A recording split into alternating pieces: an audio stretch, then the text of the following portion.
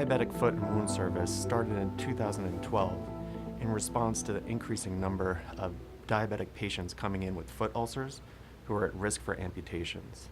And basically, when we started this program, what we found was that we were able to take care of patients in the hospital, but once they were discharged and they needed follow-up, it was exceedingly difficult for the patients to see all the different providers that were necessary. So what we did was we created one single multidisciplinary clinic and service that combines vascular surgery, surgical podiatry, and endocrinology that works on both the inpatient and the outpatient side. On the outpatient side, basically patients come and they see all three providers at a single visit. So they're not going to one visit with the podiatrist, one visit with the vascular surgeon, and one with the endocrinologist. They see us all at every single visit. At those visits, we also have a certified wound nurse as well as a PA who helps us in our clinic coordinating care on the outpatient side. On the inpatient side, all patients are evaluated by all members of our team. They are provided a vascular assessment with revascularization of their legs whenever needed. When patients have blockages in their arteries, we can help open them up to improve their wound healing and to help save their limbs. The surgical podiatrist works with the patient to provide a wound care plan and wound debridements whenever necessary. Our wound care nurse sees the patients daily and helps with daily wound care changes. Our endocrinologist is involved in blood sugar control and helps get the patients to a manageable level to improve their wound healing potential. Finally, our infectious disease doctors work with us to provide antibiotic recommendations so that we can reduce infections and help save patients' limbs. The philosophy of care is relatively simple. Patients with diabetic foot ulcers are at risk for losing their legs or major amputation. And the idea is that diabetic patients have multiple risk factors.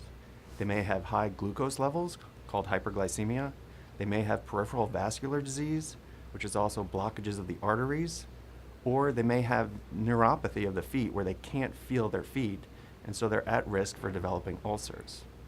The idea is that if we address each of these factors, that we're more likely to help a patient heal their wound and prevent a major amputation. We provide many cutting-edge treatments in our diabetic foot and wound service. As vascular surgeons, we can treat patients using minimally invasive techniques or open surgery depending on what is needed based on the patient's anatomy. We used balloons, drug-coated balloons, and drug-coated stents for minimally invasive techniques. We also can do open leg bypasses when that's important or necessary.